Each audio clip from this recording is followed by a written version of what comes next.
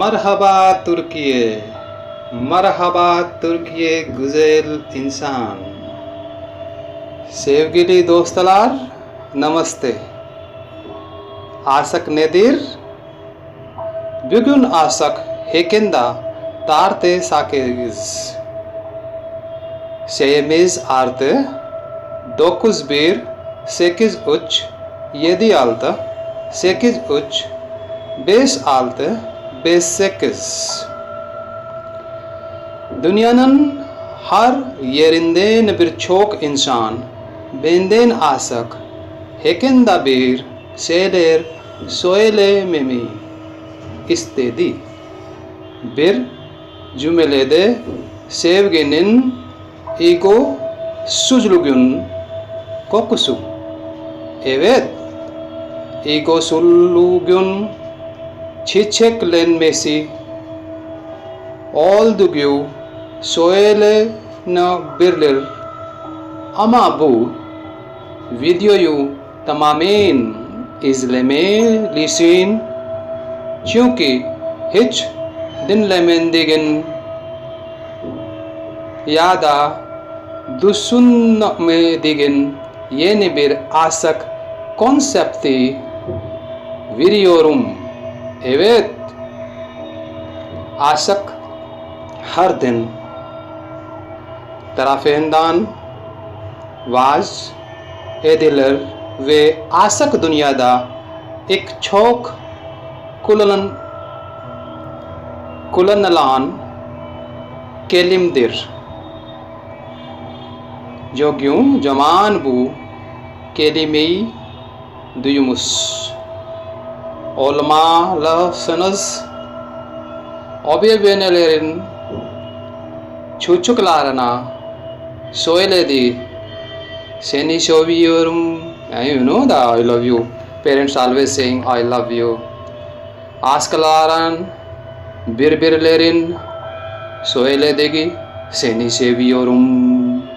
Ama dünya bakılmadan bakılmazsa sevginin var olup olmadığını söyleyebilir misin? Neden?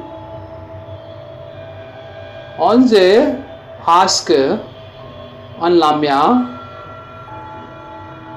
çalışmalıyız. Hintece bir şair sevgi sokağının çok dar olduğunu, iki darlığın birlikte var olmayacağı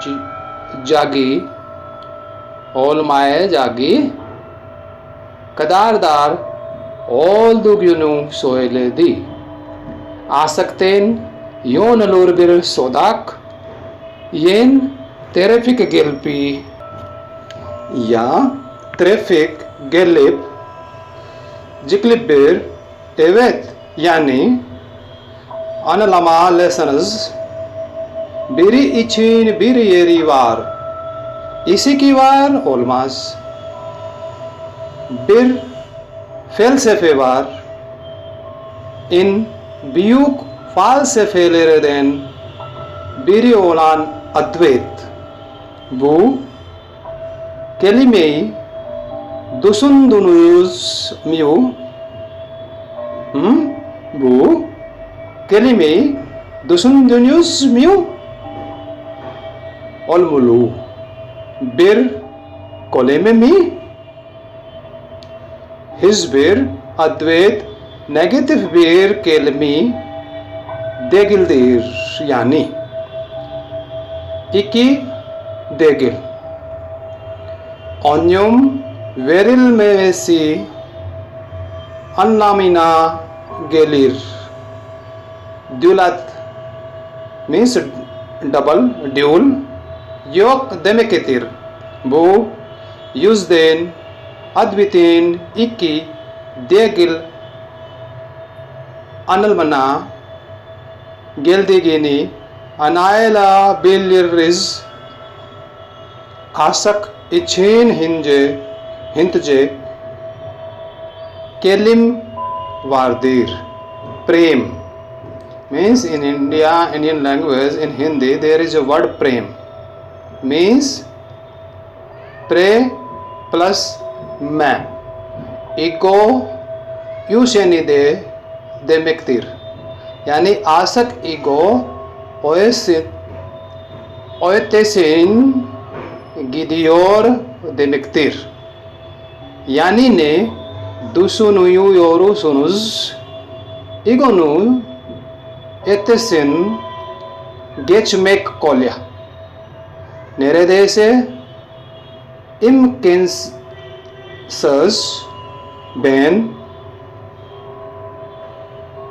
çok zor, çünkü çocuk logumunuzdan beri egoistik şeyler öğretiliyor.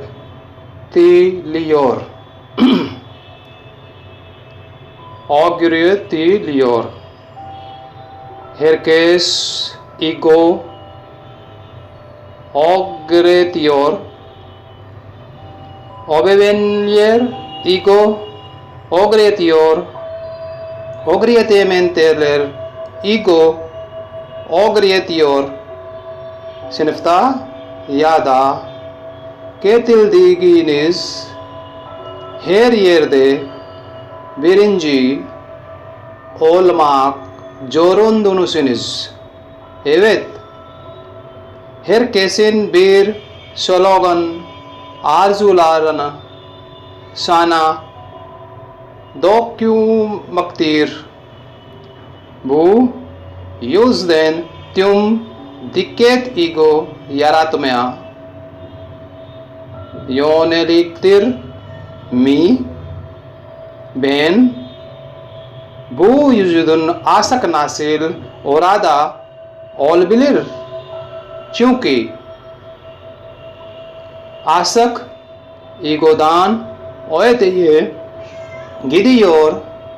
Eğer gerçekten sevgiyi anlamak istiyorsanız onu çok geniş bir perspektiften anlamalısınız. Bioloji anlamalısınız. Psychology anlamalısınız. Sosyoloji maneviyeti anlamalısınız. Gerçekten istiyorsunuz. Bunu anlamalısınız. Aşkı anlamak için bana neden biyoloji hakkında söylediğimi sorabilirsiniz. Evet, biyoloji anlamanızı çünkü aşk birlik, aşk bir olmak demektir ve biyolojik olmak çok zordur. Çünkü iki kişi yaklaştığında iki değildir. Onlar çoktur. Biyolojik olarak evet iki değiller. Onlar doyurtudur. Örneğin bir kız hala biri anneden değeri babadan olmak üzere iki kokoma bakmaktadır. Yani iki eksten yapılmalıdır. Bu yüzden sürekli mukadele ediyorlar. Çünkü birbirlerin hakim olmak istiyorlar. Yani şekilde çocuk aynı zamanda neden X babadan Y olmak yüzür iki korumama taşır. Bu yüzden Y X hükmetmeye çalışır ve X Y'ye hükmetmeye çalışır. Bu X ve Y'nin bir olmanın içinde Türkiye'li mücadele içinde olduğu anlamına gelir. Baba ve anne dışarıda kavga istiyorlar. İçeride de savaşıyorlar. Bazen anne egemen olur. Bazen babalar egemen olur. Bu yüzden içeride Türkiye'li mücadele ederler ve bu şekilde her iki çocuğu aşkı da volümümüz kesiliktir. Kız çocuk volümümüz. Bu çocuk volümümüz.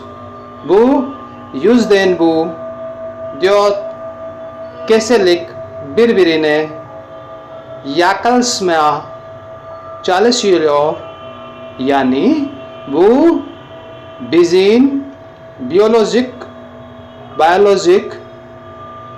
gerçekliğimiz. Şimdi psikoloji hakkında tartışan bu DNA yapmaca. So means they are in constant struggle. Their DNA. Farklı organlarımız farklı akran gruplarımıza ve farklı sosyolojikal ortamlara bağlıdır. Bu yüzden bu çeşitli psikolojik yönler yakalamaya çalıştığında çok zorlaşır ve aynı dini arka plan her dinin birçok mezhep ve her mezhep farklı bir şekilde öğretir. Bu yüzden zihinsel psychological olarak birbirin yaklaşmaya çalışan iki farklı kişisel ve neredeyse imkansız hale gelir. Bu yüzden zihinsel, psikolojik, fiziksel, zihinsel, ruhsal ve daha birçok açıdan farklıdırlar. Peki birlikte olmak nasıl mümkün olabilir? Peki birlikte olmak nasıl mümkün olabilir? Bu yüzden geri dönmelisiniz. Evet, biyolojik biologic olarak bir beden için uyum için nasıl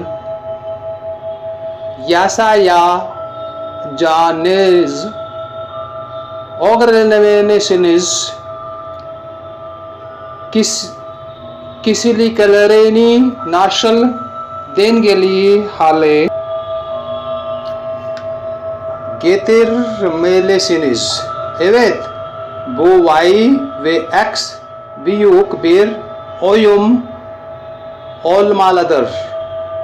Bu yüzden kendilerini dengelemek zorundalar. Means they are in constant struggle with each other. Bu çocuk kendini dengede tutuyor ve bu kız kendi içinde dengeyi kuruyor. Evet ve çok zor.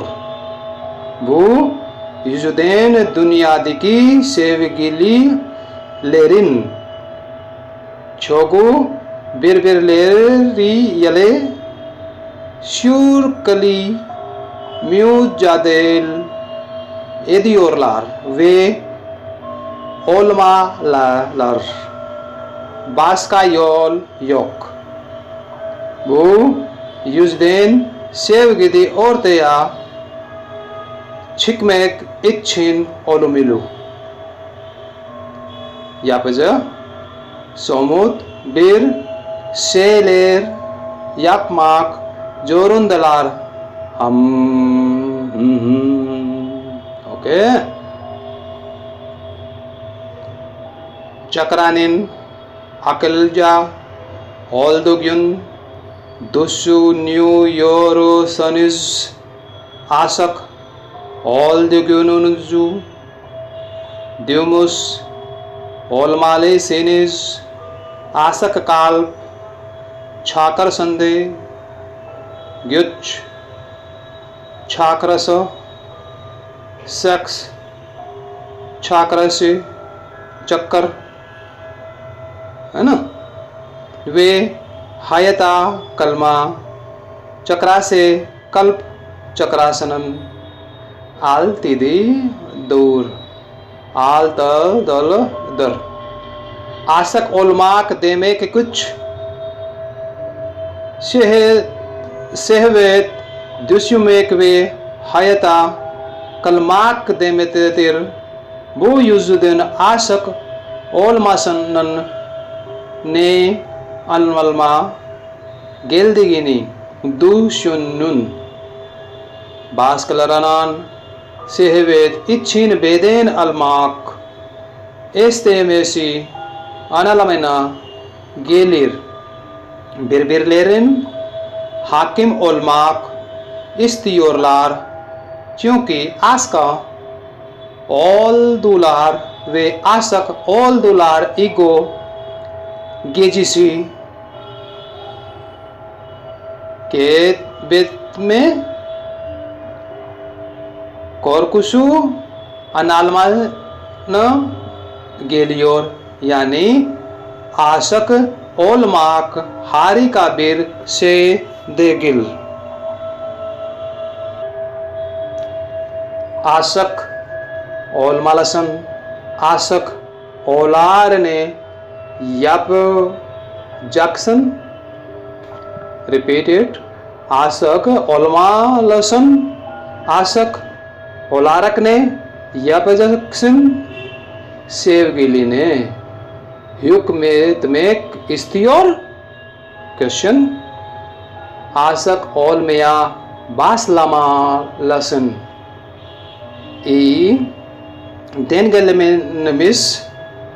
Delgelemiş olacaksınız. O zaman ilahi varlığı deneyimlemeye başlayacaksınız. O zaman süper enerji yüzünüzü doğru inmeye başlayacak. Bu yüzden yapılalıyız. Bu kavramı anlamalısınız.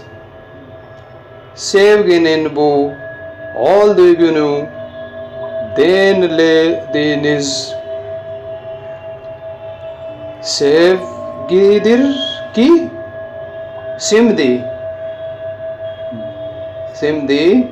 biyolojiniz yeniden düşünülemenisiniz. Psikolojinizi yeniden düzenlediniz. Aşkdan baştan başlamalısınız. İgon gecelerden çıkmaz zorundasın.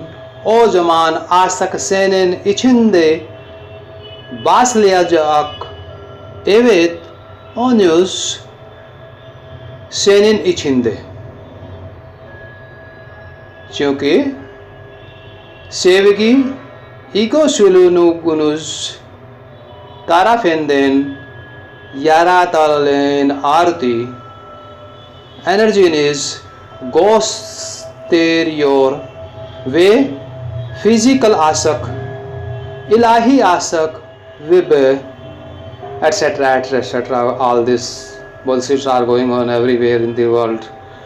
Ben de ona aşk koymak istiyorum. Sevgili, aşk. Lover is lover. Bu ilahi aşk ve dümüz olmalıyız.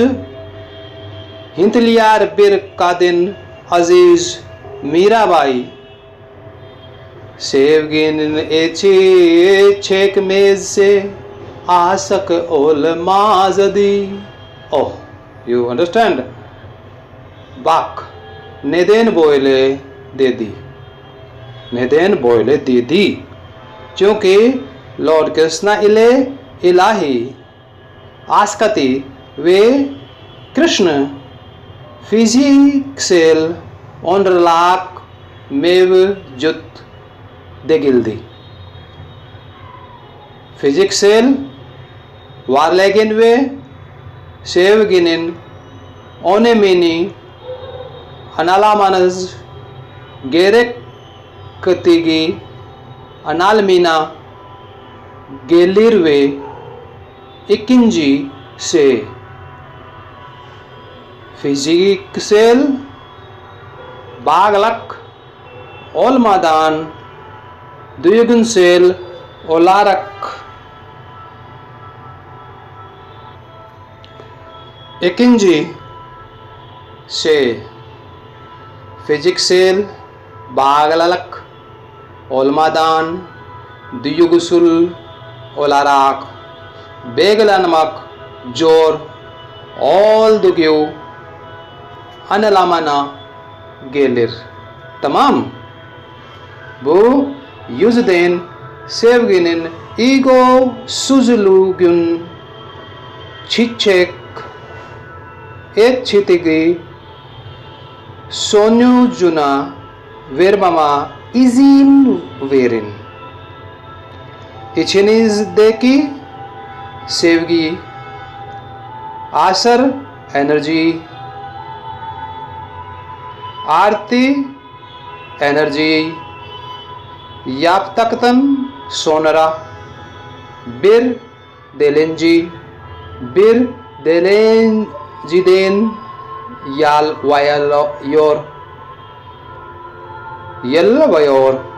Bu yüzden her ikisi de dilenciler yalvarmak, veremez ve sevgi vermek için esaretir.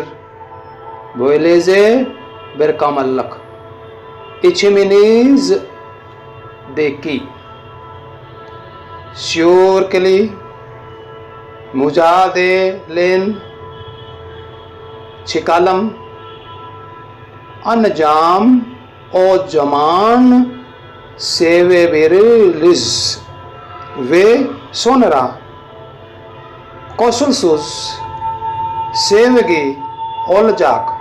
Sevgi her zaman koşulsuzdur. Aşk iş değildir. Aşk ticaret değildir. Aşk her zaman koşulsuzdur. Ve tek bir çözüm var ve bu meditasyon. Yes, अब क्योंकि meditation दोनों जुमदे सिज ruhsal duygusal olarak yükseltmeniz yardımcı olur ve biyolojinizi de yönetmeniz yardımcı olur. Ama sorun şu ki insanlar vaaz etmeye, dua etmeye, dedikodu yapmaya insanıyorlar ama meditasyon inanmıyorlar. Bu yüzden acı çekiyorlar. Meditasyon yapmıyorsanız tek çözümdür. Meditasyon yapmazsanız aşkı unutursanız sevgi meditasyon olmadan mümkün değildir ve sevgi vermeye başlar. Dilemeniz aşık ve size en iyi tekniği verdim. Bu yüzden deneyin ve hayatınızı ve bu dünyayı sevgi ile doldurun. Her zaman sizin için hazırım. Telefon numarada veya e-postada istediğiniz zaman bana ulaşabilirsiniz. İyi şanslar ve sana sevgi dolu. So, gule gule.